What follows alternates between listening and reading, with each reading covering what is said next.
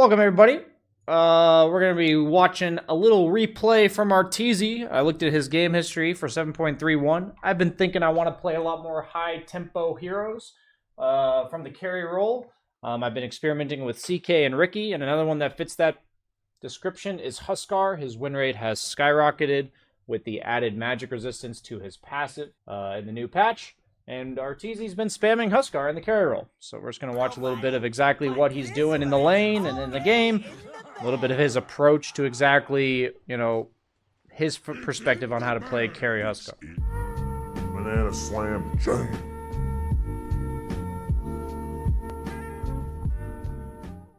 So starting items, very little regen, tons of strength, and overall damage for last hitting. Seems like Quelling Blade, it used to be basically the same amount of gold as Gauntlets for 6 damage, and now it's like a little bit less gold for 4 damage, which is about the same as a Gauntlet in terms of damage, so I think ranged heroes most of the time will be skipping Quelling Blade, unless you need it against like a Treant Protector or something, or like a Nature's Prophet. Okay, so he's going to level his Q to secure range creeps against an annoying offlaner like Quap. Makes sense. I think if you don't feel comfortable hitting them when they're 2 heroes in lane, you're more likely to level your Q, right? You don't feel like using Burning Spears is going to be reliable. Your Q's pretty low mana cost. Pretty good value for the disarm plus 100 damage. Is it 100? It's 100, right? Yeah, it's 100 damage level 1, 75 mana. And you don't end up really needing the mana later on in the lane, so that's really nice as well. So he's basically consistently using it for last hitting. He's not even leveling Burning Spears, as he's treating this kind of like... He's a carry. He's sustaining. He's farming. It's not nearly as much as like the mid lane. I imagine he's going to look to be the normal Huskar when he gets like level 4 or 5. But for now, it's much easier to get Flaming Spears harass when you're in the mid lane, only against one hero hitting you. I love how I have like 4 people in this game muted. Keep the lane outside a tower. It seems like right now he's playing very much like a normal carry. That's my first impressions. He's going to connect to the fight. Misses spells like every other carry player. And okay. You've just achieved first blood. Rushing the Helm of Iron Will, similar to last patch on a lot of strength carries. Huskar definitely would go Armlet despite the nerf. Maybe the nerf to Armlet's actually a buff to Huskar because you want to lose HP. Went for a Windlace as well. A little bit of movement speed against the slows of Quap. And looks like he wants to try to connect to these fights, so that's why he bought the Windlace. So I imagine you can look to buy Boots or Windlace if you see a lot of fights going on over here that you want to connect to, because Huskar is pretty slow. I think in the lane itself, you won't often need Boots, unless you're against like Slardar or some chase-heavy offlaner. So I think any item he's going to go before Armlet is like a necessity, like he thinks he needs it in the lane. So I saw a few of his item builds, and they all looked pretty similar. The most he would ever go before Armlet was Brown Boots. So he definitely views Armlet as like the item you absolutely rush. I didn't see any bracers. I didn't see any like upgraded treads or anything like that. Just straight Armlet. It helps you kill people. It helps you survive. It helps you farm. Makes sense. So he actually goes 2 points in his passive. It does double in effect in efficacy from level 1 to 2 in terms of the regen. And then the attack speed also goes up. Goes for the Blade of Attack first. Built-in attack speed on Huskar. Makes sense to go for the damage. So he appears to predominantly be staticking the lane until the Tiny goes mid. He sees that the Tiny's mid, and then he immediately pushes it.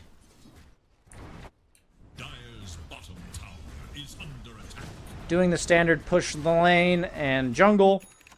Huskar this early definitely does not want to be hitting enemy towers. He doesn't really push until a few items, I think. So it makes sense that he just pushes the lane and then uses that as a permission to go farm some camps. Actually puts a second point in his spears because those also double in damage. So 1-2-2.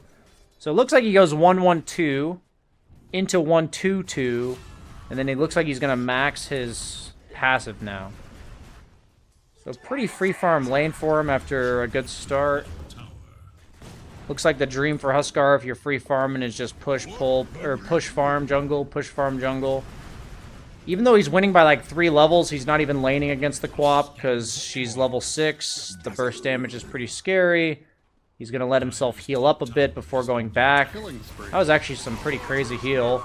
And even though he healed, he died like an idiot. So that, you know, that's a standard like bronze tier Huskar player play. We're going to do a quick replay analysis of that one. So we're going to crunch the numbers here. It goes up to 25% magic resist.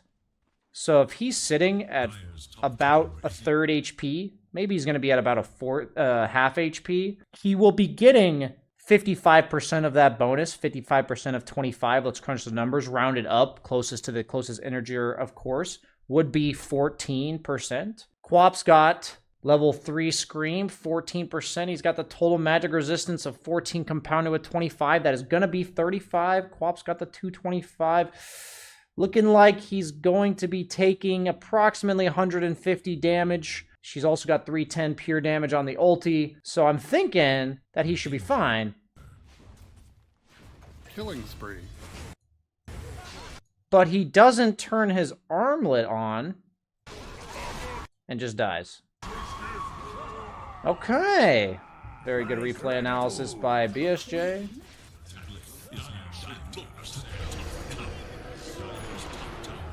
After he has respawned, he's going to go back. Okay.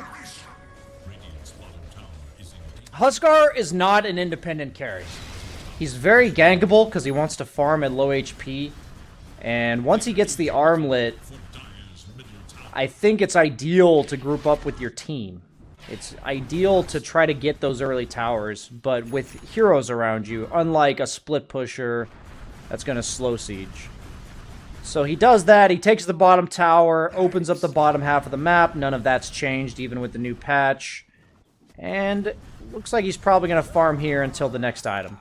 So stages of the game, push and farm jungle, get armlet, do it for like 1 or 2 levels, take the opposite safe lane tower, group up with by grouping up with your team, and then he goes back to triangle and gets ganked again. So Huskar is definitely vulnerable. That's my one concern when I think of Huskar, is this stage of the game, you're farming at like 20%. And you kind of just die to everything. You have to farm at 20% because you kill yourself with burning spears, and you farm really slow if you are not low HP.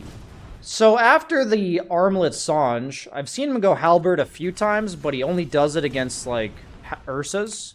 He only goes if there's like an insane hero he has to halberd. This game, there's really not that hero. The other game, he went BKB against, or after the halberd. Or, sorry, he went BKB after the Sange. But this game, he is going to go for a Heart of Tarask. I assume to deal with the immense amount of burst from Bat, Quap, and Tiny.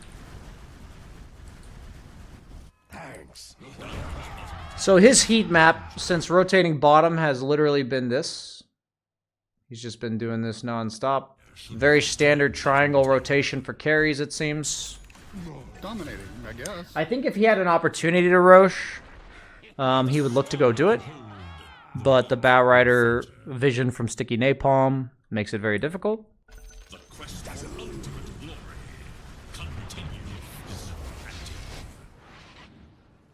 So when you get ganked as Huskar, just remember, don't run away. If they go on you, your only way out is in a body bag or making them run away from you. And that's exactly what he did here. And ends up deterring the gank by simply hitting them.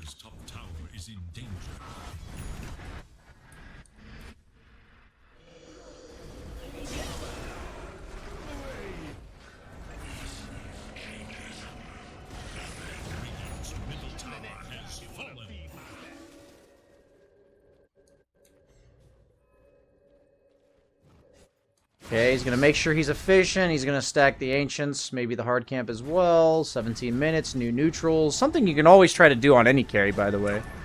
The good old 17-minute stack. You're almost certainly going to get at least 1 or 2 neutral items from this.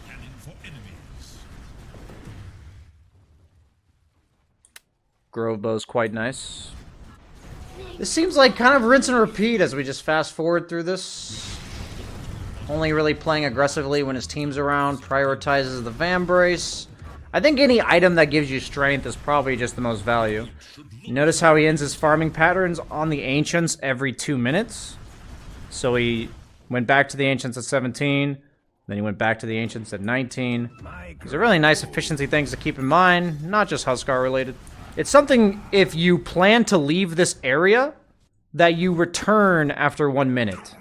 So the thing is, if you want to keep doing this efficient farming pattern from here to here to here to here to here, you want to end at your own Ancients every 2 minutes, if possible. You know, sometimes it's just not possible. But anytime I see players break their farming pattern, which he's been doing return to Ancients every 2 minutes, he's now breaking that farming pattern.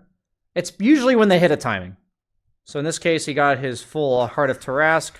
I imagine he wants to leave the bottom area and force a Roshan. So notice how he breaks his farming pattern. He's actually leaving bottom. He's joining fights now. And looks like they're going to actually be contesting / forcing a Roshan. And it looks like he's happy to fight with the Heart of Tarask. And that's exactly what they're going to do. So pretty textbook play from carrier position here. You farm the bottom half of the map as Dire until you get the item you think you need to fight. Sometimes we guess that wrong. Sometimes you jump on a co-op and just die instantly. But in this case, he looks pretty accurate. Double kill. His team took a fight after he TP'd bottom. Don't really think there's much he can do about that one. He is looking to be aggressive, though, despite his teammates being dead for now. They are respawning. They're invading now. Yeah. So the goal on Huskar is to get the first Aegis, steamroll control of the entire map. Usually that means taking all 3 tier 1s and at least 1 tier 2. I don't think you should ever feel pressured to go high ground with this first Aegis. In the game where the opponent's not just straight up throwing, like, yeah, if they go die to you with 4 heroes, go take high ground. But generally speaking, you're only forcing them back and then you're leaving. I imagine he's just forcing them back and then he's going to leave. I don't think they're going to try to force this, but maybe with Death Prophet they are? Okay. I'm going to eat my words a little bit here. As it appears, he can go straight high ground. Usually the second Aegis is high ground for Huskar, in my experience. A dominating performance. Safe word. Underlord is out.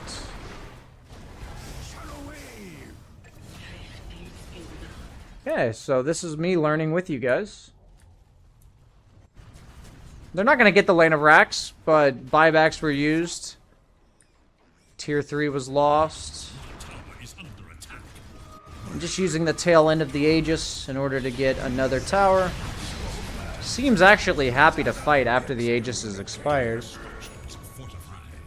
He's also hit another timing that appears to be Y, but even with AC timing, he wants to back. Still gets lassoed, gonna man mode it up, and die. Because he's a bronze tier Huskar, I wouldn't expect Arteezy to know his limits perfectly. But what I would expect to be learning would be like what he thinks the map movements are of a hero like Huskar. So let's check out his talents. He took the Life Break Slow, the Burning Spears damage, and the Berserker's Blood Regid. So the Regid's 110%, and he's got 163 strength. So that's 180 HP regen when he's low HP. That's a lot. So as we fast forward, I imagine he goes right back to what he was doing, playing for the next Aegis if possible, queuing up the Satanic. So I think he went for no BKB this game because his team has like a ton of counter initiation, a ton of damage mitigation between like Earthshaker's stuns and Underlord's aura. So I think he thought like, we could just barrel down lanes and I want to hit buildings. And whenever you're hitting buildings, you usually just want raw HP items, like raw effective HP items. Like Heart of Tarask and AC are both like, I'm going to go high ground type of items. While BKB is more of a like team fighting item. BKB is not that great if you just get blink lassoed while you're sieging a tier 3, is basically what I'm trying to say. So I imagine if he thought he needed more fights to go high ground, he'd probably buy a BKB. But it looks like he thinks his timing's pretty early this game. And constantly playing around the top half of the map now. I think it's really important if you're playing an immobile hero like Huskar. So like I said earlier, usually the first Aegis, I wouldn't feel too pressured to go high ground. I would usually want to at least take tier 2 and outpost. But if once I get the first Aegis, if I'm an immobile hero like Huskar, I'm never really going on the opposite side of the map if I'm winning, you know? I'm only going there if the opponent forces me to go there. That's like the biggest thing. So notice how when he was winning, he never went bottom and farmed and like took this tier 2. He spent his entire time in this area, just controlling the triangle, pushing top and mid. And I think the part of the map he's placing himself on is super important in relevance to Roshan, like always. Like early when he wasn't looking to fight, he farmed this entire area. The second he got an item that he wanted to fight with, it went towards Rosh. He took the Rosh, he played top half of the map the entire time. I mean, that's not necessarily required since he already has the Aegis. But generally speaking, if you can take the triangle away from the opponent, that's very strong. While Rosh was respawning, he was just sitting in this area. And you may ask BSJ, like, you know, his Aegis is 5 minutes, Roshan's spawn time is 8 minutes. Why can't he spend the other 3 minutes bottom? It's like sometimes it's okay to go bottom for like 1 or 2 waves if the opponent's applying a lot of split pushing pressure. That's what the opponent's supposed to try to do. But after you go bottom for like 1 or 2 waves, you should immediately run back. Because it's not as much about like waiting until Roshan's up, but it's just about consistently controlling the area that is around Roshan. So notice how he consistently controlled this area, took Roshan, immediately went for the outside tower that they still need since this other 2 lanes of racks are already down. And he's finally going to play bottom now that the Roshan is out of the picture. So little things like this are really important to note whenever you're looking to learn a new hero. Because the fact is, nobody playing Huskar for like the first time or like one of the first times is going to have a perfect sense of like what his limits are. But you can have a really good sense of where you're going to play on the map and what objectives you're going to play for and what your timings generally are. So first Aegis, immense map control. Sometimes you're going to get a lane of racks. Second Aegis usually is the nail in the coffin for Huskar. You got to be very careful with Huskar. I think when you have Huskar, you should be very wary that he's not a hero that generally likes to dive the opponent. Usually he's a hero that wants the fight to come to him. He wants you to go on him. He takes like, you know, half his HP and damage and then turns around and kills you, right? So when you're Huskar, just value these Aegises because you're going to feel like a fucking raid boss. You're going to feel like a god. Do not throw the Aegis. Like, be very wary that if you die once with this Aegis here, like, notice how this game looks really smooth for Arteezy. If he lost the Aegis and, like, fed randomly, that's how you lose with Huskar. If any Huskar players are watching this, you know full well that you can lose. You can feel like a god and then just lose the game in 1 death. So very much value these timings on Huskar, because when the timings go according to plan, the game looks really easy. But if you have one big slip up with that Aegis, you could just lose instantly. So, or not lose instantly, but you end up losing like a 50-minute game. So, thanks for watching, guys. A little bit of Arteezy on Huskar in the new patch. I'll be trying the hero myself in the near future. Hope you guys enjoyed it. Get out there. He's got a high win rate. One of the highest he's gotten in a long time. So, check it out.